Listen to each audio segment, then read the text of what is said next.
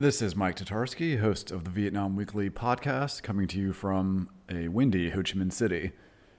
Vietnam's economic transformation since the early 1990s has been nothing short of astonishing. The country's poverty rate that year was, or in 1990, it was around 60%, a figure that fell to 4.2% by 2022, according to the World Bank. They placed the poverty line at someone making $3.65 per day or less. This has brought reliable electricity, mobile connectivity, and water to the vast majority of people here. And for all of Vietnam's current challenges, which I talk a lot about in the newsletter and on this podcast, it's truly one of the world's greatest development stories. But of course, some communities still need help with access to education, jobs, or even just the smallest amounts of financing to maybe get a business off the ground. Makong Plus, originally known as Vietnam Plus, is an NGO that has been working in Vietnam since 1994 and in Cambodia since 2007, with a focus on education and training, environment and sustainability, and microcredits or microfinance. Their work supports around 200,000 people in these countries every year, with a strong emphasis on community development and gender equality. Today's guest is Bernard Kervin, the founder of Makong Plus. We discussed how the organization's work has evolved given Vietnam's rapid economic growth that I just talked about, how they've shifted their focus to people who live on less than $1 per day over the years, offering microfinance while avoiding some of the well-documented risks of this practice, the different ways communities support each other in Vietnam and Cambodia, and the broader goal of eliminating, not just alleviating, poverty. As always, if you have any comments, feedback, or guest ideas, get in touch at matatarski@gmail.com. Let's get to my conversation with Bernard. Bernard, thanks so much for coming on the podcast. Thank you for your invitation. So just to start, I was wondering if you could kind of tell us how Makong Plus's work has evolved over the last 25 years. 31 actually. I've arrived in Vietnam in 93 and started immediately. That's why I came actually to Vietnam in the first place. So my previous experience was in Bangladesh and between an interruption of 8 years in France. I also worked for years at GE Medical Systems in marketing for a while. But then why to Vietnam? Well, I followed my wife, and I was determined to start social work in Vietnam and really to go for in-depth development, go for the long run. I mean, for me, Vietnam is kind of a last stop, as you could say. I'm kind of an old person now. At the beginning, it was, of course, very new to me because my previous experience was in different countries. Bangladesh was very different context. And here, everything is very much regulated. Actually, in 93, 94, it was still quite confusing. Even the authorities were not very sure how to deal with a foreign NGO at the time.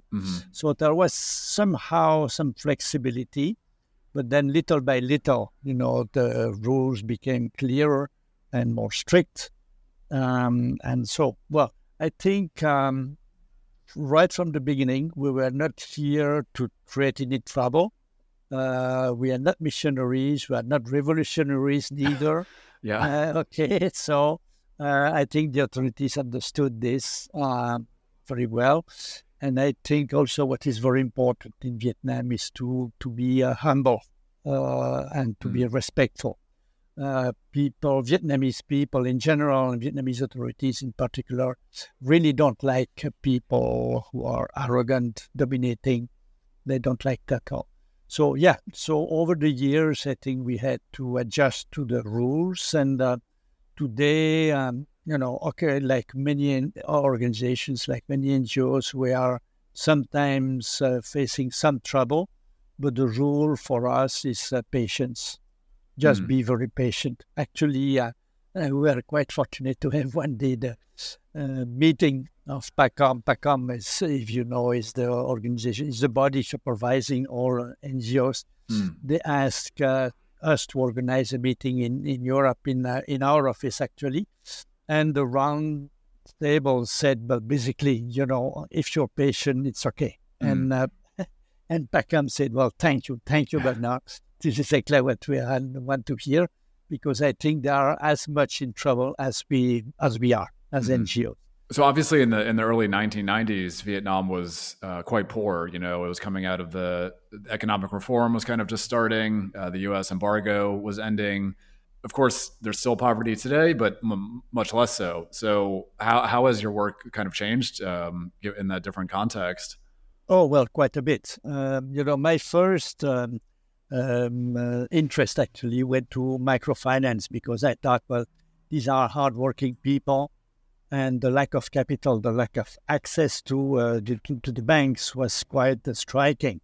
I remember even local government officials didn't have the red book, who they could use as collateral or to get bank loans. So this has changed completely. Today, actually, the banks are coming to the people. And if you have an agreement with Bank A, you can automatically get an agreement with Bank B. So there is a kind of oversupply of credit, which is another problem. So at the beginning, really, I thought, okay, let's go for savings and credit groups, solidarity groups. I'm sure you're familiar with the Grameen Bank model. Right. And so we were actually in a context where about, could say, the majority of the people, at least the 30 or 40% poor people, did not have access to the banks, and therefore interest by money lenders were very high. 10-20% per month was quite common. So this has changed with the increasing supply of bank credit, and we had to change our focus and our strategy completely, because when today you have, I would say, 95% of the people have access to the banks, so obviously you cannot apply the same rules. Bank credit is much cheaper than what microfinance institutions can offer. For example, 5% per month is quite normal in Cambodia, for example, if you want to have a sustainable private microfinance program. So the banks currently offer 1% or 0.5% per month. So it's completely different. So when you have a target population of less than 5%, then you cannot use groups anymore, because the people are too far away from each other. You cannot have a solidarity group when people are, separated by 1 kilometer, say, or more sometimes. So we changed our focus totally, and we now work very much on the people who are extremely poor, people basically who have less than $1 per day per person. Okay. In microfinance, I know if it's done poorly, it can be quite risky. And I know in some countries there's been programs that have been, criticized for putting people that they're supposed to help in a lot of debt. How do you avoid those risks with microfinance? Actually, we work also in Cambodia, and there the Cambodia is less regulated than in Vietnam. And in Cambodia, you have exactly the problem you mentioned, some microfinance institutions, or you could say pirates. I'm not sure they're really legally registered, but their interest rate is 5% per month. And then they are very brutal and cruel when it comes to getting their money back. They can come all of a sudden to the farm and take the cow or take the motorcycle, and ending in very desperate situations. So our goal is totally different. We tell the people, look, we are not afraid of losing this money. We do know that you will refund. Actually, our refund rate is more than 99%, because our goal is not to give a loan and get it back. Our goal is to eliminate poverty.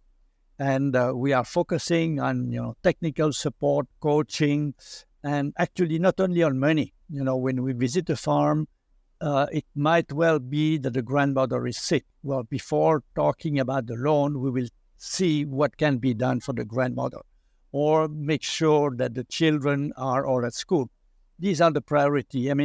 It's just common sense. If your child is sick, of course you will take care of the child first before refunding the money to the bank, right? So it's just common sense. I mean, we have an integrated approach, which is about poverty. It's not about money or banking. And this, I think the people in the long run do understand very well. So when we have a first contact with a household, it starts with a long conversation. There is a lot of empathy. Sometimes, the situations are quite desperate. I mean, actually, half our borrowers are single mothers, people who have suffered from domestic violence, or sometimes, no domestic violence, but the husband has disappeared, went to the city for work and never came back. And there, the mother is, with 2, 3, 4 children and with very little capital or sometimes little skill. So it takes time to build confidence. We are not going to tell you what to do. If you don't like to raise ducks, you prefer to raise fish, that's all. Okay, fine. We'll try to do it with you the best way. But what we do insist upon is that it should be the proper way. If you raise chicken, they should be properly vaccinated. Nutrition should be taken care of. The store should be clean, etc. And we go to the point of that the people will sign a contract with us. Because our goal is, again, not to get the money back. The goal is to get them out of poverty. And we want to do this in the quickest possible way. And so actually, on average, incomes increase by 15 to 25% per year. And normally, people are out of poverty within 5 years. So we have now this credibility. We have done this for more than 20 years. And the people are quite confident. More than 8,000 households are out of the system. When they reach, say, $1.50 or $2 per person, then we say, okay, well, sorry, now we will continue with the technical support. We are good friends, but no more loans. And if you need, we can go to the bank with you. But so this is how we operate. And I mean, you mentioned, duck farming or fish farming. Do people come to you with an idea that they need microfinance for, or what's the process for that? Well, after so many years, yes, because we are in every region. We are in the long run. Actually, we have been working, for example, in Duc Linh Binh Thuan for 25 years now. We would not start any project if we don't have at least 10 years ahead of us. So now we are actually slowly withdrawing from that district because poverty has been reduced a lot. And then people know, what you're up to. They know that if they come to us and say, I want to buy a new motorcycle, well, they know it will not work. Okay. Okay. Okay. So they know what they can ask for. And, it's often not a private meeting. It's often kind of a neighbors come and the family's there and everybody's talking and giving suggestions, etc. So it's definitely not a one-way communication. We really want to understand, what is the real problem of the household, what do the other expectations. And sometimes, it's for us, it looks obvious that they should raise pigs because there is a pig stall there. And but then they say, no, I always failed with pigs. I don't like to raise pigs anymore. So, okay, fine. What do you want to do? And so we start from there. And then after 1, 2, or 3 years, maybe they will start considering raising pigs again.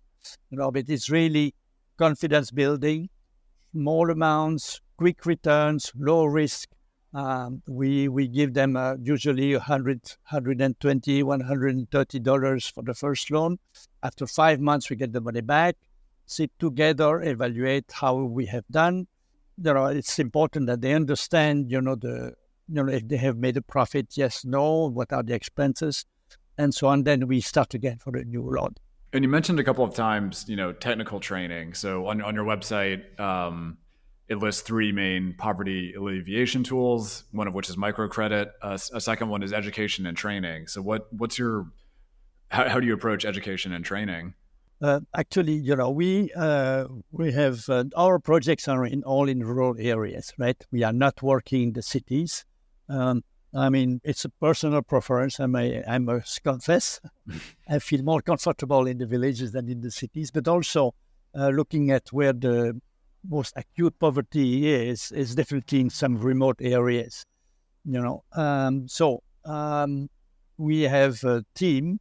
I should have started with this right from the beginning. I wanted to work with Vietnamese NGOs, with Vietnamese groups, and at that time there were none. So there were no Vietnamese NGOs that we could partner with. So we started working with our own team, and little by little, actually it took 10 years for us to set up the first NGOs that our own staff, they transformed themselves into a local NGO. It took 10 years, it took another 4 years for the second NGO, and so on. So they are field-based, and we have about 80 staff who are agronomists, veterinary doctors, education people, health people, and so. And they are running all the programs, and everything is very much integrated. Together with the staff, you have village workers, because the distances sometimes are very big. It can take an hour and a half by motorcycle to go from the office to the farthest household. So, these people are really key, and they play a very important role. I trust them very, very much. Okay. Yeah, I mean, that's certainly important to have a local network. And how does that translate into education and training initiatives? So they spend their time in the villages. They spend, I would say, more than half their time in the villages. And they talk to people. And then, what are the issues these days? Well, we have a problem with the mango trees. Actually, we don't know about this vaccine for the pigs. Is it reliable? Blah, blah, blah. And then we try to investigate, to search, where we can find the proper information. Maybe we have it from our past experience, maybe we don't. So we connect with universities or on the internet, etc. We collect the information, and then we go back to these people, say, well, hey, I think we have some information for you. Would you organize a meeting with your neighbors and friends, etc.? Then we have maybe 15, 20, 30 people gathering, and we share the information. It's very practical. It's images if you can. No long lecture, no long text with small scripts, not at all. And it's very much in the field. If we can spend the time in the field directly, it's so much better. Then maybe in that group, some people say, hi, that's interesting. I would like to try. Well, then, we consider these people are pilot farmers. So we will give them extra coaching. Maybe when needed, we'll give them a little incentive, because actually they're trying a new technique and they don't want to fail. So we give them a little incentive, very little, just a few, maybe $10, $20, $30, not more. And then at harvest, we have another village meeting. And these pilot farmers, they will share their experience. And this is very effective. Then they share. We have a village meeting. They share, and this is, I think, a very effective communication, because it's in their own language. It's very sustainable, and it's not like NGO staff. That during the weekend they are not available. No, maybe they're on holiday. These people are always in the community, and if you are shy to ask the agronomist, okay, after the meeting, you can still ask your neighbor, what they think. And can I come tomorrow? Can I go to your field? Blah, blah, blah. And so we have this network of pilot farmers. I think every year we have about 1,000 farmers we work with on, try to innovating solutions. And so this is how the situation evolves. Actually, after a few years, we don't have much to add, very little to add. Right. Because they practice it very well.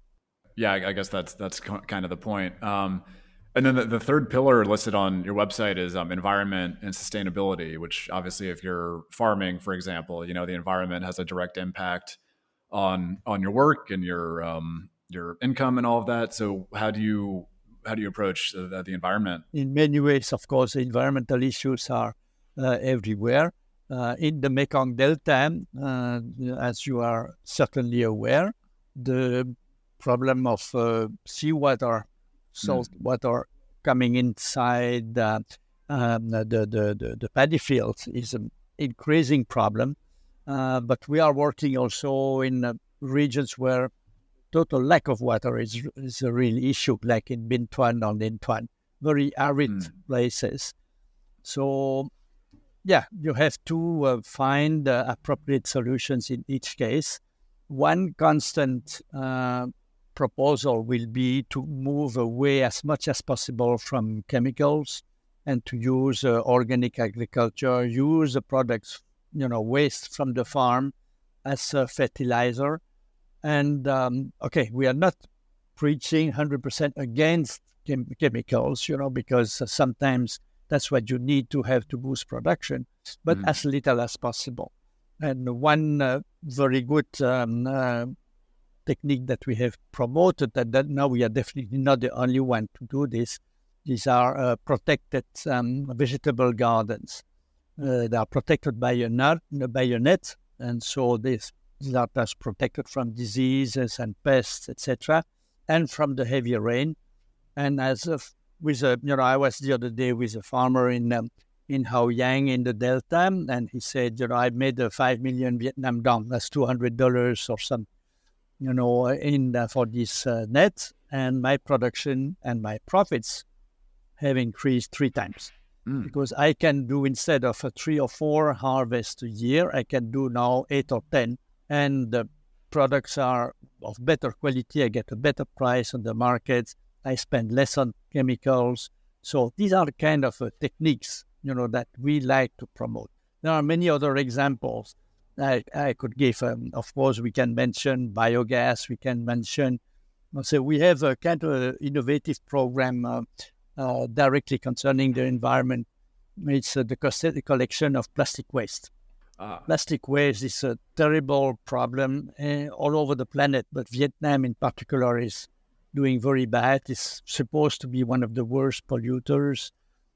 People like to throw everything in the river, and so it ends up to the sea. So we start by educating the people and the children in schools. We work with about 200 schools, from kindergarten to high schools. And so they look, you have to realize that all this plastic waste is not nice. It's not beautiful. But you should know also that you are eating some of this plastic every day, the equivalent of a credit card or a phone card, if you like, every week. 5 grams of plastic every week. And people are very much interested whatever is related to health, because health issues are the number one cause of poverty. That's how people become poor. Suddenly, they get cancer. Suddenly, they have to go to an emergency to the hospital in the city. And that's how suddenly the whole picture changes for the family. So when you mention about people eating plastic, they say, oh, this does not sound right. We should do something about it. The problem is that many people say, oh, you should not throw away plastic. You say, yes, but then what do you do with it? Right?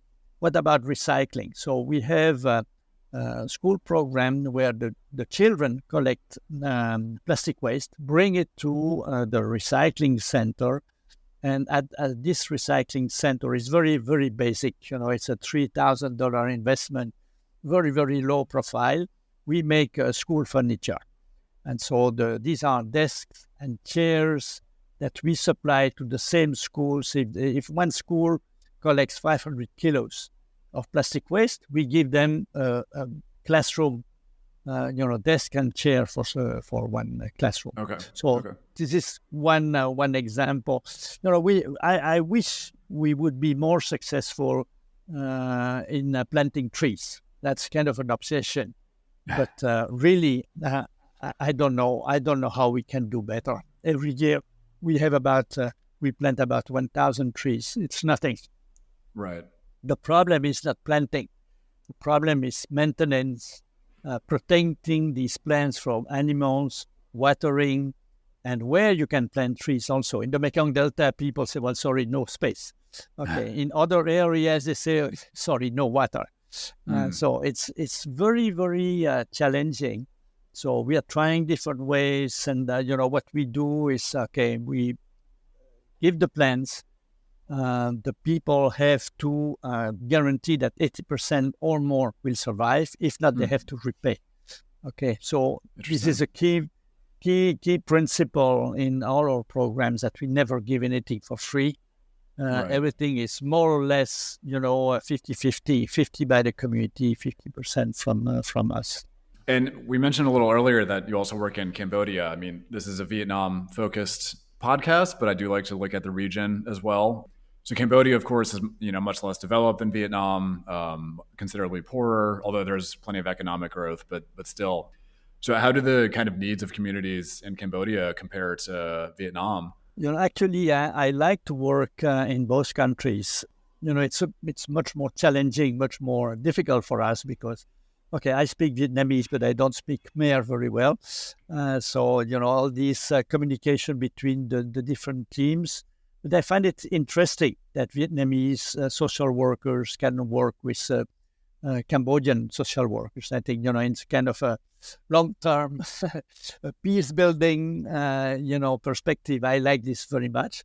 And so there is a lot of exchanges between the two teams. And there is also a lot of respect, increasing respect from the Vietnamese to the Cambodians and vice versa. So this, I think, is very, very good. Actually, in Cambodia, everything is much more messy than in Vietnam. It's less organized. The discipline is less.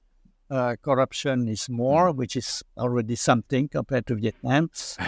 Yeah. So basically, we have the same approach. But one strength of Vietnam is their capacity to mobilize local solidarity. And for this, Cambodia is much weaker, much more difficult. For example, when we asked the villagers, this was 25 years ago almost, what is your priority? And after a lot of talking, they said, well, we want all the children to be able to go to school, which is very nice. And, you would say, hey, we are coming in this country, so why is this such a problem? Well, actually, it's a very big problem because education is extremely expensive.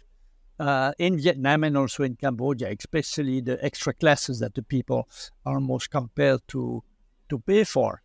So our reaction was said, okay, fine, but what can the foreign NGO do to resolve this problem? It's a huge problem. Unless you move, we won't be able to achieve anything. And so every year, in September, before the school year, we organize what we call the, daringly, a solidarity run. And so it's massive. We have every year we work in about 1,000 villages in total. So we have about 180, 200,000 people running 2 kilometers, running or walking. It can be children, can be parents. After the police or the army joins, it's quite funny. It's really a community mobilization, you see. And when they have finished the 2 kilometers, they make a small donations. So this is why the scholarship program that the community is running with us is so effective. It's very effective. This we cannot do in Cambodia. This we can hardly do, but in a very, very small way. And so everything in this respect, I must say, I'm a bit disappointed, that we fail to mobilize the community in such a strong way as in Vietnam. So that's a big difference I can see. People are wonderful. They're very nice, extremely soft-spoken, very respectful, fine. But this weakness is still there. That's super interesting. I mean, there is certainly a strong community aspect in Vietnam. I agree with that. That's curious. It's not the same in of course, different countries are different. But what about in terms of community needs? do people expect different things from you in Cambodia than they do in Vietnam? I mean, I assume so in some way, but what do they kind of look for when an NGO comes to them? Actually, all children want to go to school. That's for sure, because I tell my children, there, if you don't go to school, it's not a holiday, right? In the villages, it's not a holiday. If you don't go to school, you go to the field, or you go to the brick factory, or you go to, it's terrible. Life is miserable.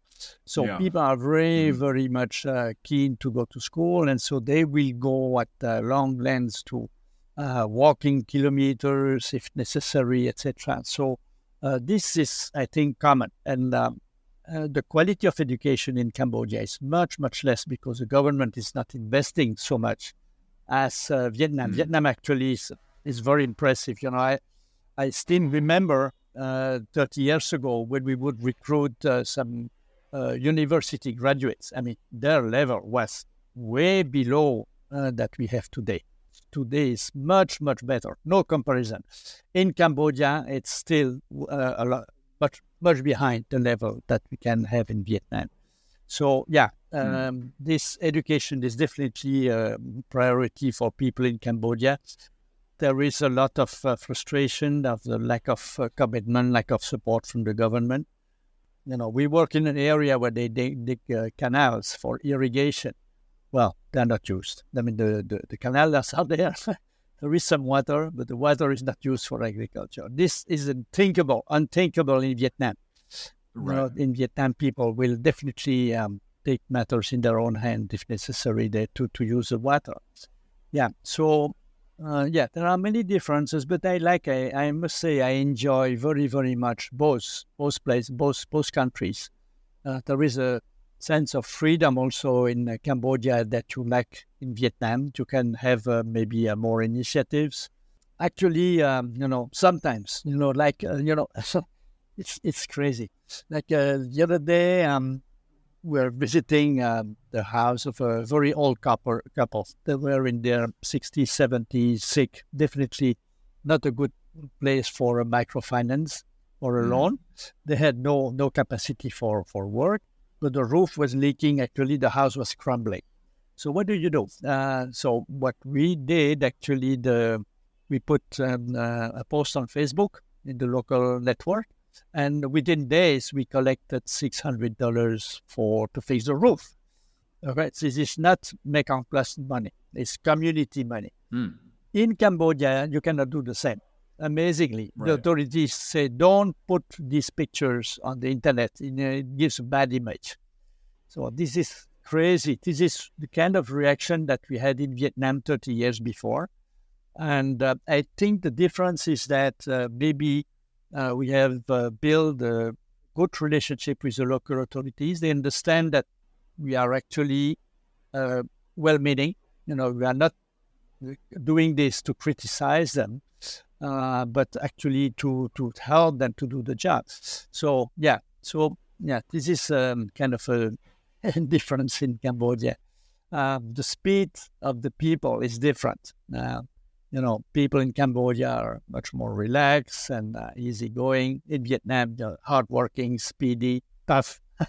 Yeah, definitely all true. So, you've been in, as you said, Vietnam around 30 years now, Cambodia for a while as well. Where do you kind of see Mekong Plus going in the future? Obviously, the goal is poverty alleviation. You mentioned the area in Binh Thuan where you'll probably be like kind of ending support because people's incomes have increased. So what do you hope to see in the future in both Vietnam and Cambodia? Actually, we don't say poverty alleviation because we think that a little bit of poverty is not good.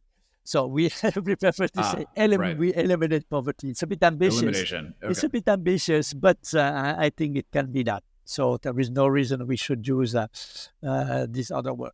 So from the beginning, what we wanted really is to work with local NGOs. Capacity building for local people so they could do the job. And today we have 2 local NGOs in Vietnam, Chin Chi for Binh Thuan and then Dinh Thuan, and Young for Hao Yang in the Mekong Delta, and then we have CAO in Cambodia, and they do a wonderful job. Basically, I'm becoming increasingly jobless because at the beginning I would spend a lot of time in the villages with them to make suggestions, to listen, etc. And now, I think they do the job much better than I do. So today the shift is towards capacity building for these people to be able to raise funds, to build the partnerships with different organizations in the country and in the West. So this is how we want to evolve. Actually, they do pretty well. Last year, they collect about 1/3 of the budget by themselves. Some from within Vietnam, like you definitely know Momo, that in payment platform. Yeah, Momo is just one example. Wonderful people. They help us to mobilize the generosity of thousands of people in Vietnam, and that's kind of a support they can get on a regular basis. It's not just a decision of one person, but it's such a huge, vast network of generous people supporting, microfinance, scholarships, etc. So this is, what we want to do now. The big challenge we are facing is actually, in a way, you could say Vietnam is doing too well, and in people in Europe say, well, we have two wars to deal with. So we have Ukraine, we have Gaza. You're talking about Vietnam. Vietnam is a success story. What are you talking about? So it's very difficult to raise funds for Vietnam. So what we say, look, we are not raising money for Vietnam. This is not what we are doing. What we work with people who have $1 per day.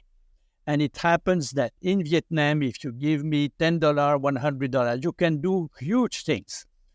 Because we have these local Vietnamese partners. They are very efficient people, big impact. So, what matters is people. We don't want to know if they are from Peru, from the US, or from Vietnam. What we care is about these girls, who have to live with $1 per day, who are missing education, etc. And as long as we feel we have good options, good solutions, well, we should do it. So, mobilizing this support in Europe is now more difficult. So we exploring possibilities among the diaspora in America, Canada, and the US to see if we can, we have these local NGOs. We bring these local Vietnamese NGOs to the US and talk to Vietnamese people in the US and see if they can convince them to give some support. Well, I guess we can close on that note. I mean, I know there's listeners in the U.S. and all around the world to the podcast. So if somebody did want to provide support, how could they do that? Oh, makongplus.org. Okay. Simple. I'll include that link in the show notes as well. Thank you. Yeah. So Bernard, thanks so much for coming on the show. I mean, super interesting to hear about your work over the years, the different aspects of it, and also kind of some of the differences between Vietnam and Cambodia. So I appreciate you taking some time. I love the job. I'm passionate about it. So, well, that's great. Thanks so much. That's it for this week's episode of the Vietnam Weekly podcast. Connect with Vietnam Weekly on Threads, LinkedIn, or Instagram. Thank you so much for listening, and please rate or review the show on your preferred podcast platform. See you next week.